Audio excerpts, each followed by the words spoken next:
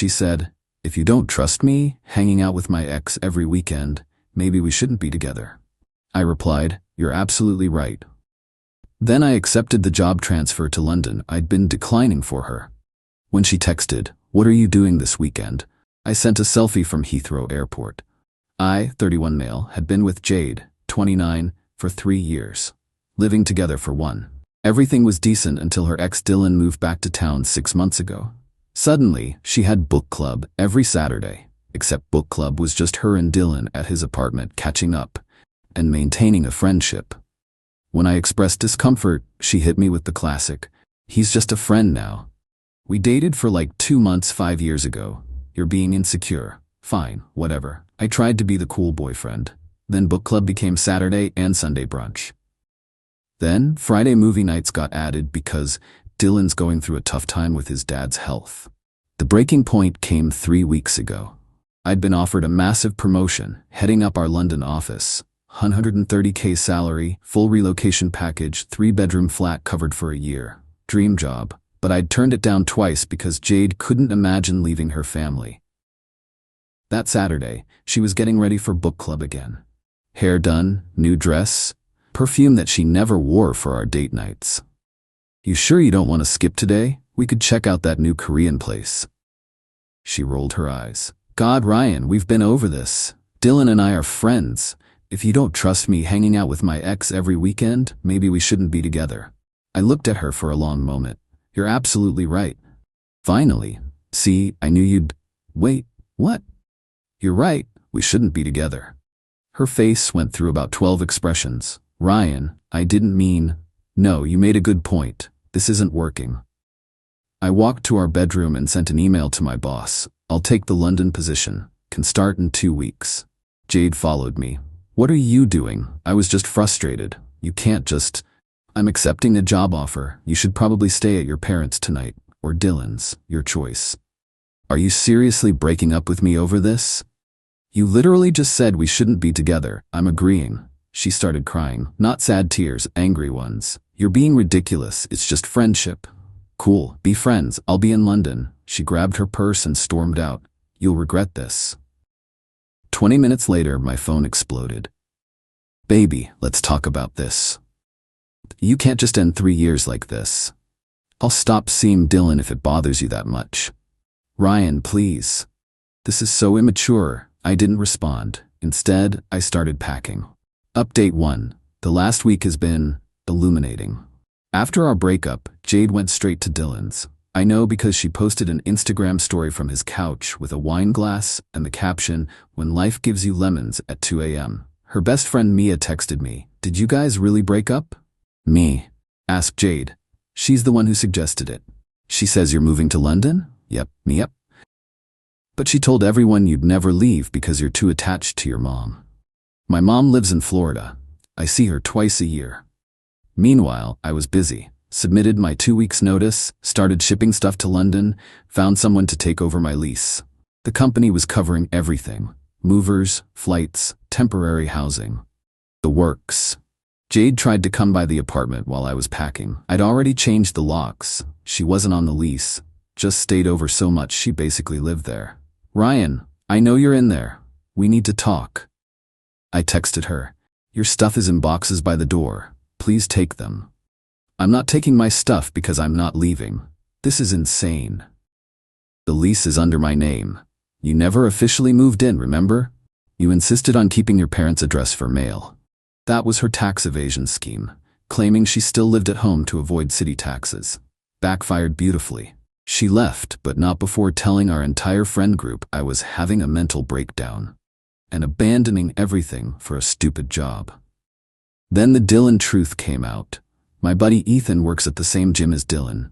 Overheard him on the phone. "Yeah, she's basically single now.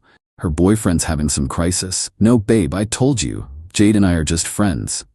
"Yes, I'm still coming to your sister's wedding." "What do you mean you saw Instagram? That was nothing."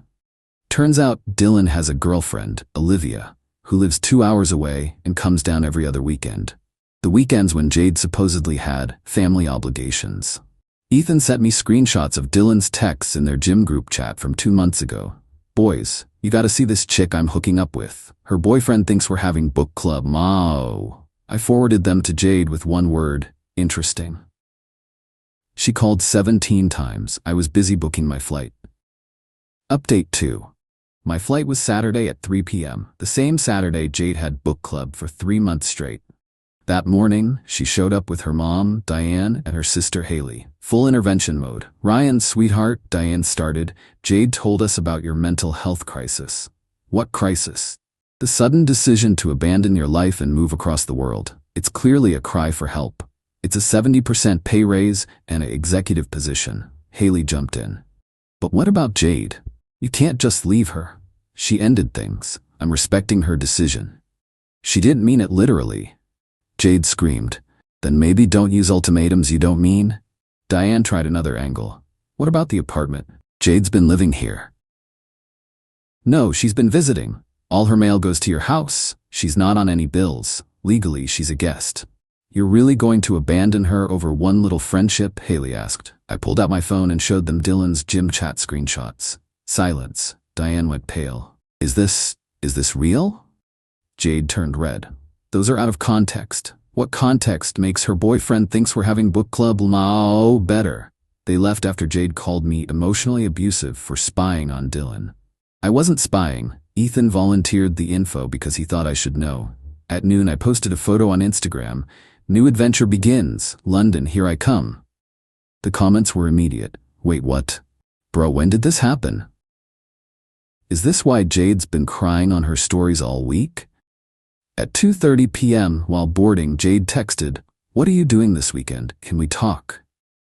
I sent back a selfie from the gate at the airport with the London flight board clearly visible behind me. Her response, "This isn't funny, Ryan." Me not trying to be funny. Board closes in 10 minutes. You're seriously leaving? You seriously thought I'd stay after you chose your ex over our relationship? I didn't choose him. Every weekend for 3 months says otherwise. I'm coming to the airport. I'm already through security. Bye, Jade. Then I turned off my phone and enjoyed my flight. Update 3. Life in London is incredible. The flat they provided is insane. Exposed brick, view of the Thames, walking distance to the office. My new team is brilliant. I'm actually excited about work for the first time in years. But the drama didn't stop. Jade went nuclear on social media. Posted this long thing about how I abandoned her without warning and refused to work on our relationship and chose money over love. The comments were brutal though. Didn't you basically dump him for Dylan? Girl, you posted stories from Dylan's place every weekend? Team Ryan Tevrbihah. She deleted it within hours. Then came the truth bomb. Olivia, Dylan's actual girlfriend, found out everything. She reached out to me on Instagram. Hey, you don't know me, but I'm Dylan's girlfriend. Or was. I saw your ex's posts about you leaving for London. Dylan told me she was psycho and obsessed with him. I'm guessing that's not true? I sent her everything. The book club lies, the screenshots from the gym chat, the timeline of their meetups. She was devastated but grateful. Then she sent Emmy something.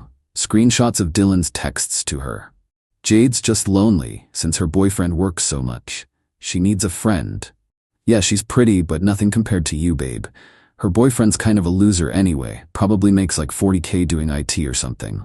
I made 75K, now I make 130K, but sure, Dylan, go off. Olivia dumped Dylan spectacularly. Posted all the screenshots on her Instagram story, tagged # cheater, liar, book club my ass. Dylan called me from 3 different numbers. Bro, you need to control your woman. She's destroying my life. Not my woman, not my problem. This is between me and Jade. You had no right. You had no right to bang my girlfriend every weekend, but here we are. We weren't. Dylan, I literally don't care anymore. I'm in London. Deal with your own mess. He tried to spin it as Jade seducing him. Jade tried to spin it as Dylan manipulating her. They deserved each other. Update 4. So Jade tried to play the ultimate card. She flew to London. Showed up at my office building. Security wouldn't let her in, God bless corporate security, so she waited outside for 4 hours until I came out for lunch. Ryan, we need to talk. How did you even? Mia follows your colleague on Instagram, saw the building in his story, stalker level expert. Jade, you can't be here. I flew 4,000 miles, the least you can do is have coffee with me. Against my better judgment, I agreed. One coffee. Public place. She looked rough. Hair unwashed, no makeup, same sweatshirt she'd been wearing in her Instagram stories for a week. I made a mistake, she started. Which one? The ultimatum? The lying? Dylan? All of it. Ryan, I thought I could have both. I thought you'd always be there. Why would you think that? Because you always were. You never stood up to me, never called me out. You thought I was a doormat. She started crying. That's not. Jade, you told our friends I was too attached to my mom to leave. You lied about book club for months. You were sleeping with Dylan while I was turning down my dream job for you. We only slept together twice? Oh, just twice? My bad, that makes it fine then. I mean it didn't mean anything. Neither did our relationship, apparently. She pulled out her phone. Look, I've changed. I blocked Dylan. I'm in therapy. I'm working on myself. Good for you, genuinely. But I've moved on. You've been here a month. You can't have moved on. I moved on the moment you said we shouldn't be together. I just took your advice. Then she played what she thought was her ace. I'm pregnant. I laughed. Actually laughed. No, you're not. How do you? Because we haven't had sex in 2 months. You were always too tired after book club. Unless it's Dylan's? Her face crumbled. I'm not pregnant. I know. I needed you to care. I did care for 3 years. You just didn't notice until I stopped. She flew back that night, but not before sending one last manipulative text. I'll wait for you, however long it takes. I blocked her. Update 5. Remember how I said Jade would wait? Yeah, that lasted about 2 weeks. She started dating someone new, Kieran, her CrossFit coach. Posted constantly about how the right person comes when you're working on yourself, and sometimes your soulmate is at the gym all along. Mia sent me the tea. She's basically living at his place already, been like 3 weeks. Pattern's gonna pattern. But here's where it gets wild. Dylan reached out, on LinkedIn of all places. Hey man, heard you're killing it in London, actually just got an offer there myself, would love to buy you a beer and clear the air. This absolute walnut thought we'd be buddies now. No thanks. Good luck though.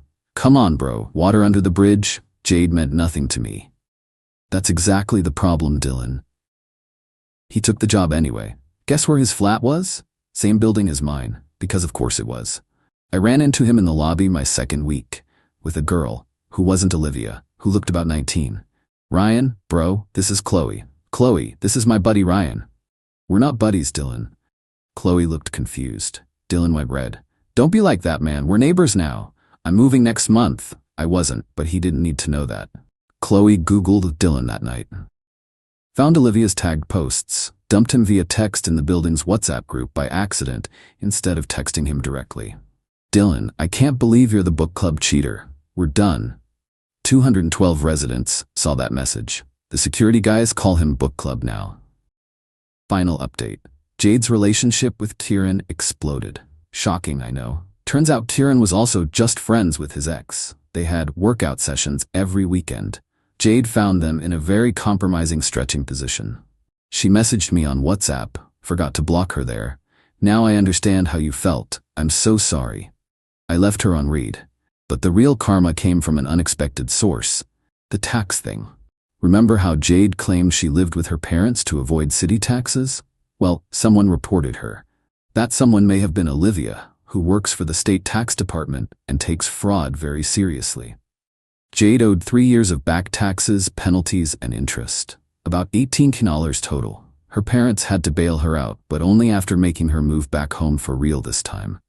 Dylan's still in London, but his reputation preceded him. The book club story spread through our industry. It's smaller than you'd think. He's been on exactly 0 dates from work events. Still calls me bro in the elevator. I still ignore him.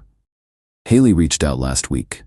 Jade wanted me to tell you she's sorry. She's really working on herself now. That's nice. I hope she figures it out. She also wanted to know if you're seeing anyone. Yes, I am.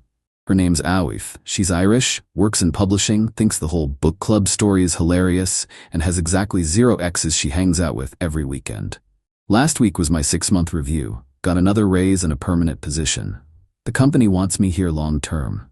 I said yes immediately. Jade's last Instagram post was about growing through what you go through. And sometimes the best thing someone can do is leave so you can find yourself. The comments were turned off. To everyone who said I should have fought for the relationship, why? She literally told me we shouldn't be together if I couldn't handle her hanging with her ex every weekend. I just agreed with her assessment. To those saying I was too harsh, I turned down a life-changing opportunity twice for someone who was cheating on me every weekend while calling me insecure. I wasn't harsh enough. And to those asking if I regret leaving, I'm making almost double my old salary, living in an amazing city, dating someone who actually respects me, and Dylan has to see me thriving every single day in the building where everyone calls him book club. My only regret is not taking the job the first time it was offered. Oh, and Jade, since I know you still check my socials with fake accounts, Faye and I are planning a weekend trip to Paris. Don't worry though, it's not with her ex. She doesn't need book club to be happy. Cheers from London. Edit. Stop asking for Dylan's LinkedIn. Let's not do that. Edit 2. Yes, Olivia really works for the tax department. Yes, she really reported Jade. No, I didn't ask her to, but I'm not mad about it. Edit 3. To everyone saying this is fake because of the coincidence of Dylan being in the same building, it's corporate housing. The company has a deal with the building. There are 4 other people from my industry here. London's big, but professional circles are small.